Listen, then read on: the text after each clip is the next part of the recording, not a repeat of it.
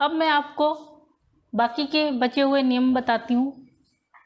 पांचवा नियम क्या है?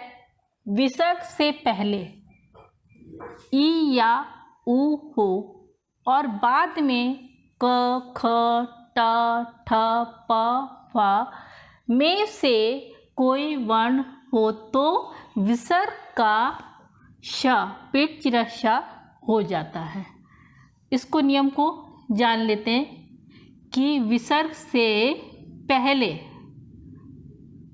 ई या ऊ हो तो, ये हमने तीर लगा दिया, इससे पहले ये हो और बाद में क हो, बाद में क, ख, ट, ठ, प और फ में से कोई भी वर्ण होगा तो जो हमारा विसर्ग है ये इसमें परिवर्तित हो जाएगा। ये हमारा पांचवा नियम है। तो ये एक रूल बन गया। अब हम इसी के आधार पे समझेंगे। जैसे दु और कर्म, ये हमने लिए दो शब्द। अब इनसे संधि करेंगे। विसर्ग से पहले हमको ऊ दिखाई दे रहा है, हाँ, और विसर्ग के बाद हमको इसमें से कुछ दिख रहा है, हाँ दिख रहा है। तो जो विसर्ग है उसका क्या हो जाएगा? श हो गया। अब बाकी का बचा हुआ शब्द हम ऐसे ही उतार देंगे, कर्म। इधर भी बाकी का बचा हुआ शब्द उतार देंगे, दु। सबको जोड़ देंगे तो क्या हुआ हमारा? दुष्कर्म। ये हमारा आधा है तो हमने आधा कर दिया। देखिए दुष ये आधा है, दुष्कर्म, तो हमको ये एक शब्द मिल गया। अब हम एक और शब्द के द्वारा या जानेंगे उदाहरण से। नी और पाप। सबसे पहले हमें देखना है कि यहाँ पे हमको विसर्ग से पहले कुछ दिख रहा है, हाँ दिख रहा है, छोटी दिख रही है। उसके बाद चेक करेंगे कि क्या है, इसमें से कोई अक्षर है या नहीं। हाँ पा दिख रहा है, ये अक्षर दिख रहा है हमको। तो पांचवा नियम हमारा यहाँ पे लागू होता है। तो क्या है, जब वो विकार उत्पन्न होगा तो हम विसर्ग को बदलेंगे। विसर्ग किसमें? श में, पेट चिरे श में बदल जाता है। पाप शब्द को हम ऐसे ही उतार लेंगे और इधर भी हम ऐसे ही उतार लेंगे।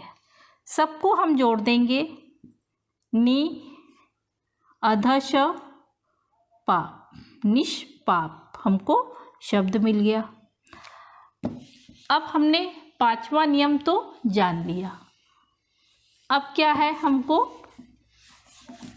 और भी नियम जानने हैं। छठा नियम हमारा क्या कहता है?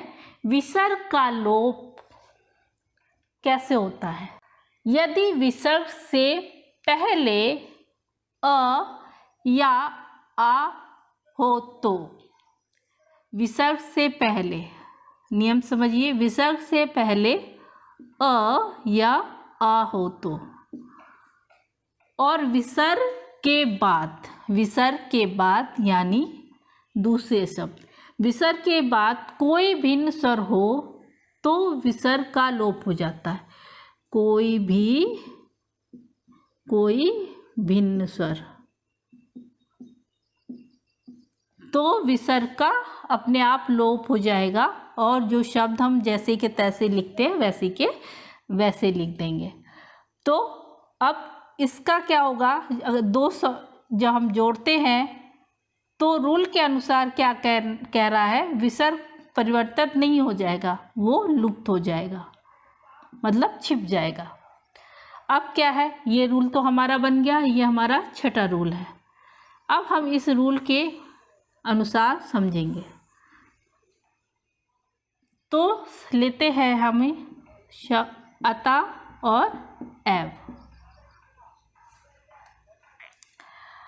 देखिए, विसर्ग से पहले अ या अ है, उसके बाद कोई भिन्न स्वर हाँ है, ए है, तो क्या होगा, विसर्ग लुप्त हो जाएगा, चला जाएगा और जो शब्द है हम ऐसे ही के ऐसे ही जोड़ देंगे, तो ये शब्द हमारे जुड़ जाएंगे, अत एव।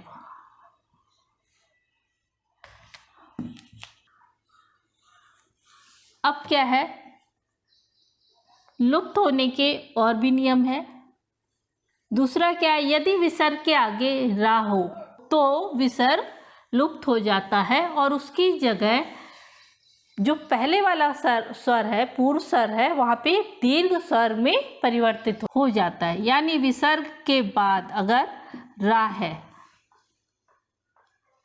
तो वह क्या होगा,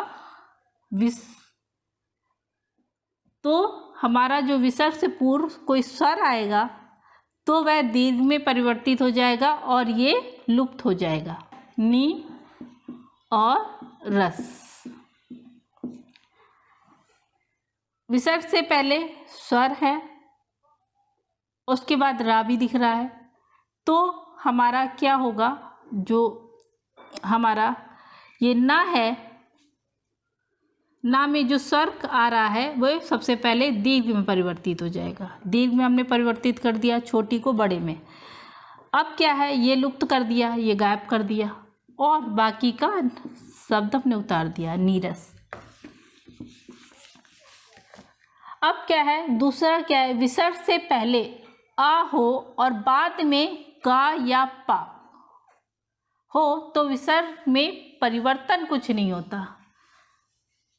अगर हमें पहले अ दिख रहा है, विसर्ग से पहले, मतलब ये दिखाई दे रहा है, विसर्ग से पहले अ दिख रहा है और बाद में क या पा कुछ भी दिख रहा है, तो फिर क्या होगा, जो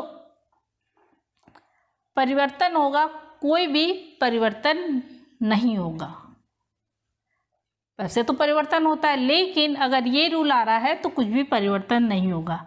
जैसे उदाहरण से जानते हैं, प्रातः और काल।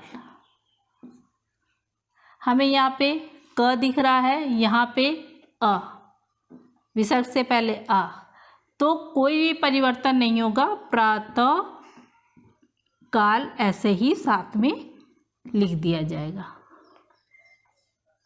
अब हम दूसरा जान लेते हैं,